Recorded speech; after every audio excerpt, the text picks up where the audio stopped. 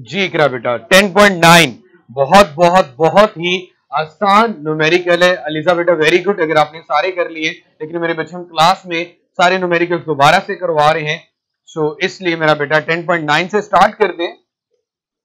इसलिए प्लीज मेरे बच्चे जो भी खवातीनों हजरात लेक्चर ले रहे हैं, मेरा बेटा ध्यान दीजिएगा पहले लेक्चर पे और इसको समझ लीजिएगा और उसके बाद मेरा बेटा कोई और बात करेंगे। सो मेरी जान, सबसे पहले चैप्टर का नाम है हमारा simple harmonic motion and waves. तो मेरा बेटा सबसे पहले हमें बात करनी है 10.9 न्यूमेरिकल की। सबसे पहले तो मेरा बेटा गिवन डाटा आपके पास क्या क्या है उसके अकॉर्डिंग लेके चलते हैं इसको। बच्चे 0.8 मीटर, अब 5 हर्ट्ज वाइब्रेटर फ्रीक्वेंसी डिनोट करते हैं स्मॉल f से, बाइसन गिवन है 5 हर्ट्ज और वेवलेंथ, विद वेवलेंथ आपके पास गिवन है मेरा बेटा 40 मिलीमीटर। वेवलेंथ को हम डिनोट करते हैं, जाहिर करते हैं लैम्डा से, जो कि गिवन है 40 मिलीमीटर, और मिली का मतलब होता है मेरा बेटा 10 रेज़ की पावर -3। सो 40 इंटू 10 की पावर -3 मीटर हमारे पास वेवलेंथ आती है। So find the time the wave need to cross the tank. 80 centimetre का 80 सेंटीमीटर का टैंक क्रॉस करने में वेव जिसकी वेवलेंथ 40 मिलीमीटर है, फ्रीक्वेंसी 5 हर्ट्ज है, 80 सेंटीमीटर का टैंक क्रॉस करने में कितना टाइम लगेगा? तो मेरा बेटा सबसे पहले तो आप उसकी स्पीड कैलकुलेट कर लें कि कितनी स्पीड से वेव ट्रेवल कर रही है। तो स्पीड कैलकुलेट करने के लिए आपको v = f लैम्डा वाला फॉर्मूला यूज करना पड़ेगा। उसके बाद v = s over t से मेरे बच्चे बड़े इजीली हम t कैलकुलेट कर सकते हैं। तो मैं ये लिख देता हूं, time need to cross the tank, time need to cross the tank, tank को क्रॉस करने में कितना टाइम लगेगा, टाइम को क्रॉस करने में कितना टाइम लगेगा, टैंक को क्रॉस करने में, स्मॉल टी, ये हमसे मेरा बेटा पूछा गया है। सो रिलेशन में फार्मूला में हम लोग मेरा बेटा कौन से दो फार्मूला यूज करेंगे स्पीड के लिए? एक तो मेरा बेटा we know that speed wave या वेव स्पीड आपके पास क्या होती है, v = f लैम्डा। स्टेप नंबर 1 ये करेंगे, because we want to calculate small t, so for small t another relation we can use v = s over t and we want to calculate t, so t will be equal to s over v। Find सानू t चाहिए तो मेरे बेटे t calculate करने के लिए ये आ जाएगा s over v, s over v। सो मेरे बच्चे सबसे पहले तो देखें v हमारे पास नहीं है तो v को कैलकुलेट करेंगे। बहुत बहुत आसान न्यूमेरिकल है मेरा बेटा, मैंने पहले भी आपको बता दिया था। v = f लैम्डा, f जनाब 5 है और लैम्डा जिसे वेवलेंथ कहते हैं वो आपके पास 40 मिलीमीटर है। 40 इंटू 10 की पावर -3। सो मेरे बच्चे 5 को 40 से मल्टीप्लाई करें या 200 मल्टीप्लाई बाय 10 की पावर -3, यहां से मेरे बच्चे स्पीड कैलकुलेट करें। वैसे इसको आसान से लिख दो, 40 इंटू 5 क्या होगा मेरा बेटा, 40 इंटू 5 200 मल्टीप्लाई बाय 10 की पावर -3। 200 को मैं मजीद, अगर मेरे पास अभी फिलहाल कैलकुलेटर नहीं है लेकिन इसको मैं विदाउट कैलकुलेटर अगर सॉल्व करना चाहूं 200 को लिख सकता हूं 2 मल्टीप्लाई बाय 10 की पावर 2, बेस सेम हो तो पावर्स ऐड होती हैं, -3 प्लस 2, 100 की जगह पे मैंने 10 की पावर 2 लिख दिया, 100 की जगह पे मैंने 10 की पावर 2 लिख दिया, 100 की जगह मैंने 10 की पावर 2 लिख दिया। तो मेरा बेटा बेस सेम हो तो पावर्स ऐड होती हैं, 2 - 3 मेरा बेटा क्या आएगा, -1। सो 2 मल्टीप्लाई बाय 10 की पावर -1 आ रहा है। इसको मजीद मैं इस साइड पे आके सिंपलीफाई करता हूं, 2 मल्टीप्लाई बाय 10 की पावर -1 को लिख सकते हैं 2/10। सो 0.2 मीटर पर सेकंड आपके पास वेव की स्पीड आ जाएगी, 0.2 मीटर पर सेकंड। जी बिल्कुल एग्जैक्टली ठीक फरमाया आप लोगों ने, 0.2 मीटर पर सेकंड आपकी वेव की स्पीड आ गई। अब हम स्मॉल t कैलकुलेट करना चाहते हैं जी अब्दुल्ला बात 0.2 ही आता है मेरा बेटा। 0.2 कैलकुलेट करने के लिए वी नो वेरी वेल, हम नाउ ये वाला formula T is equal to S over V, S कितना गिवन था 0.8, डिवाइड करेंगे v के साथ 0.2, 0.8 को 0.2 के साथ डिवाइड करोगे तो आंसर आएगा मेरा बेटा 4 सेकंड। आंसर क्या आएगा मेरे बच्चे 4 सेकंड। जी बिल्कुल बहुत आसान है मेरा बेटा, 4 सेकंड हमारे पास इसका टाइम आ गया, which is the required result. तो मेरा बेटा मैं बिल्कुल साइड पे हो जाता हूं ताकि आप लोगों ने अगर कोई स्क्रीनशॉट वगैरह लेना हो तो आप लोग ले सकते हैं। जी शिमता बेटा, what is the wavelength. Last numerical और इसी के साथ हमारा ये चैप्टर खत्म हो जाएगा। गिवन डेटा में सबसे पहले क्या चीज गिवन है उसकी मेरा बेटा बात करते हैं। गिवन डेटा में सबसे पहले पूछा गया है what is the wavelength of radio waves. Wavelength बताए आपसे पूछी गई है, व्हाट इज द वेवलेंथ जिसको हम लैम्डा से रिप्रेजेंट करते हैं ऑफ रेडियो वेव्स क्या होगी। What is the wavelength of radio waves, ये हमसे पूछी गई है by an FM station at 90 megahertz, at 90 megahertz. तो मेरा बेटा हमारे पास सबसे पहले फ्रीक्वेंसी की बात करते हैं। फ्रीक्वेंसी एफ गिवन है जी 90 मेगाहर्ट्ज, एंड मेगा का मतलब होता है मेरा बेटा 10 रेज़ की पावर 6। सो मैं लिख सकता हूं 90 मल्टीप्लाई बाय 10 की पावर 6 हर्ट्ज हमारे पास फ्रीक्वेंसी है। And speed of the radio wave if speed, क्योंकि लाइट की बात कर रही है, लाइट वेव वैसे भी स्पीड 3 मल्टीप्लाई बाय 10 की पावर 8 मीटर पर सेकेंड।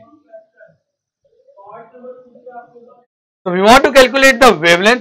आप सबको यहां पे नजर आ रहा है मेरा बेटा, हम कौन सा रिलेशन कौन सा फॉर्मूला यूज करेंगे। V is equal to F lambda. We know that, हम जानते हैं कि V इज इक्वल टू होता है एफ लैम्डा के रिलेशन में है मेरा बेटा। So V is equal to F lambda में हमें लैम्डा कैलकुलेट करना है। सो वो आ जाएगा V over F, F multiply इधर आके डिवाइड हो जाएगा। अब हम इसकी वैल्यूज पुट कर देते हैं। V की जगह पे 3 मल्टीप्लाई बाय 10 की पावर 8 आ गया, डिवाइड किया इसको 90 मल्टीप्लाई बाय 10 की पावर 6 के साथ, डिवाइड करके देख ले मेरा पुत्र, आंसर आपके पास आएगा 3.33 मीटर।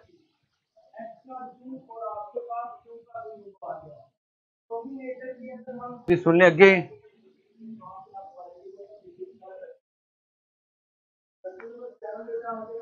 मेरा बेटा आप लोगों के लिए मैं सिर्फ यही कहूंगा कि रिव्यू क्वेश्चन में हमारे पास, अगर मैं सिर्फ इन लोगों के लिए एक्सप्लेन कर रहा हूं, बाकी लोग सिर्फ चुप करके सुन लें। First one, simple harmonic motion की डेफिनेशन लिख ले मेरा बेटा। What are the necessary condition for a body simple harmonic motion, उसका acceleration directly towards the mean position हो, आइडियल सिस्टम हो। Think of several examples in daily that are simple harmonic motion. 3 example दे दें। What are damped oscillation, definition है मेरा बेटा। How can you define the term wave, wave को define करें और डिफरेंस बताएं आपके पास मैकेनिक और इलेक्ट्रोमैग्नेटिक में। लॉन्गिट्यूडनल ट्रांसफर्स का एग्जांपल दें। उसके अलावा मेरा बेटा derive relationship between frequency and wavelength हमने किया हुआ है। Waves are the means of energy transfer without transfer of matter, justify this statement with help of experiment, जो किया हुआ एक्टिविटी में। Explain the following properties of wave with reference, ripple time, reflection, refraction, diffraction. कोई एक ऐसा question भी नहीं जिससे पहले आप लोगों ने ना पढ़ा। उसके बाद मेरा बेटा हमारे पास which of the following device can be used to produce both transverse and longitudinal wave, तो तीसरे का ऑप्शन सी बनेगा, हेलिकल स्प्रिंग। सो आगे नेक्स्ट देखें भाईजान, which of the following is the method of energy transfer, conduction, convection, radiation, इन सबसे भी एनर्जी ट्रांसफर होती है। So all of these, fifth का आंसर आएगा all of these.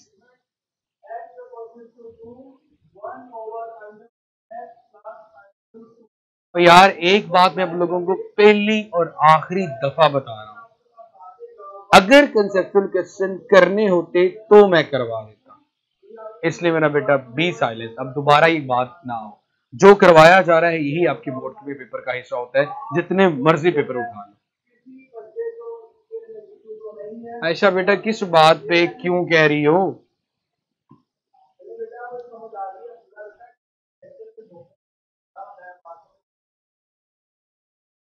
Bouncing ball on a floor में मेरा बेटा सिंपल हार्मोनिक मोशन नहीं आती, वो आपके पास खुद ब खुद ही नीचे जा। आप एक्सटर्नल फोर्स कौन सी अप्लाई कर रहे हो उसके ऊपर, कौन सी उसकी मेन पोजीशन है? मेन पोजीशन फिर उसकी ये होगी, यहां से आपने उसको ड्रॉप किया, क्या ऑब्जेक्ट वापस यहां पे आके रुक जाएगा? मेन पोजीशन कौन सी होती है? जहां पे ऑब्जेक्ट रेस्ट में हो, या फिर आपके पास बाउंसिंग बॉल की बात की जा रही है? इसलिए मेरा बेटा नहीं हो सकता। सिंपल पेंडुलम बेस्ट एग्जांपल होगी।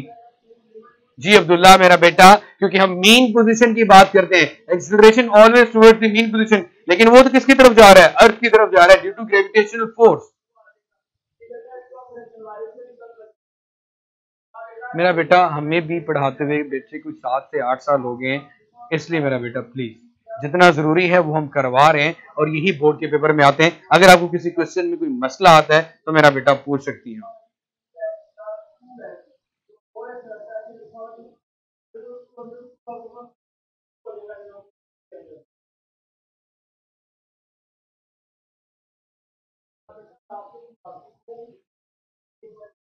लेकिन फिर भी मेरा बेटा मैं एक्सप्लेन कर दूंगा, आप लोग इंडिविजुअली जो कि फेडरल के हैं, जिनको लगता है ये क्वेश्चन मुश्किल लग रहे हैं तो पूछ सकते हैं। उसके बाद बेटा in a vacuum all the electromagnetic waves have the same speed. A in vacuum all the electromagnetic waves have the same speed.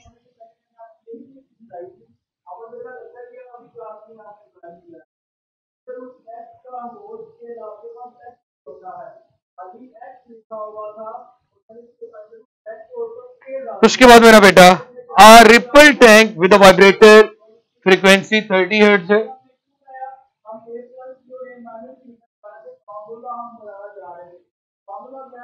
25 complete waves in 50 centimetre distance. 50 waves हैं, 25 complete waves in 50 centimetre distance. इसका मतलब है हर wave के लिए 2 centimetre का distance है, मतलब wavelength हमारे पास 2 सेंटीमीटर है। तो v कैलकुलेट करना है, v is equal to F lambda 30 multiply by 2, तो आपके पास 60 सेंटीमीटर पर सेकेंड इसका आंसर आ जाएगा बी। उसके बाद मेरा बेटा which of the following characteristic of wave is independent of the other? Amplitude c। उसके बाद the relationship between velocity frequency and wavelength v is equal to F lambda b, last वाले का 9वें का। अब मेरे बच्चे सर स्पीड हाउ, क्या मतलब स्पीड हाउ? स्पीड कैलकुलेट करनी थी, हमसे यही पूछा गया था। Velocity of the wave, wave या स्पीड एक ही बात है। 7 का डी किसने कह दिया मेरा बेटा? आपके पास डी आता है। 30 hertz vibrator complete wave in a distance of 50 centimetre. आपके पास टोटल डिस्टेंस 50 सेंटीमीटर है, उसमें 25 कंप्लीट वेव हैं।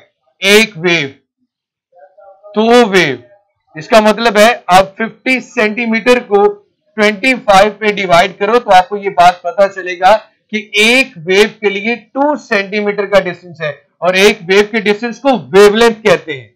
एक वेव के डिस्टेंस को वेवलेंथ कहते हैं। तो लैम्डा के 2 सेंटीमीटर है, फ्रीक्वेंसी 30 है, तो 2 को 30 से मल्टीप्लाई करूंगा तो आंसर मेरा पुत्र 60 सेंटीमीटर पर सेकंड आएगा। उसके बाद आखिरी फार्मूला उन्होंने थोड़ा सा रीअरेंज करके लिख दी है, आप उलट तरतीब में लिखिए। v is equal to F lambda होता है ना, उन्होंने बी ऑप्शन में F lambda is equal to V लिखा हुआ है। पहला क्यों नहीं हो सकता? वो V F is equal to lambda है, वो भी गलत है। V lambda is equal to F, वो भी गलत है।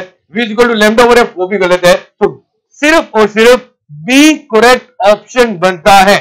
अब समझ आ गई मेरा बेटा?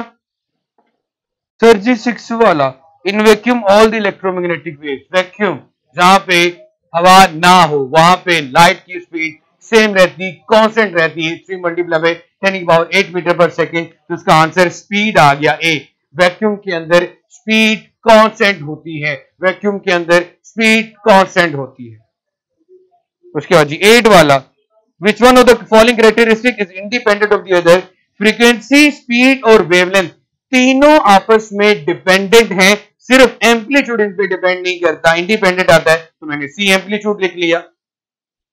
आपके पास 25 वेव, पूरी वेव थी जो टोटल डिस्टेंस कवर कर रही थी 50 सेंटीमीटर। इसका मतलब है 50 को मैं 25 से डिवाइड कर दूं तो 2 सेंटीमीटर एक वेव के लिए आएगा। तो 2 सेंटीमीटर एक वेव मतलब उसकी वेवलेंथ गिवन है। वेवलेंथ और फ्रीक्वेंसी को जरब दो, मल्टीप्लाई करो, 30 जरब 2 60 होता है 60, तो इसलिए 60 सेंटीमीटर पर सेकंड आंसर आ गया। बेटा आज का हमारा जो चैप्टर है वो कंप्लीट हो चुका है। इंशाल्लाह कल हम अपने चैप्टर नंबर 11 साउंड के बारे में बात करेंगे, और किसी को किसी रिव्यू या कंसेप्चुअल क्वेश्चन में कोई इशू हो तो भी आप मेरा बेटा पूछ सकते हैं। तो अपना बहुत सारा सा ख्याल रखें, खुश रहें, जीते आबाद रहें। Sir in vacuum frequency all the electromagnetic waves have the same speed, have the same speed, have the same speed। Frequency तब कांस्टेंट होती है जब एक मीडियम से दूसरे मीडियम में ट्रेवल करो।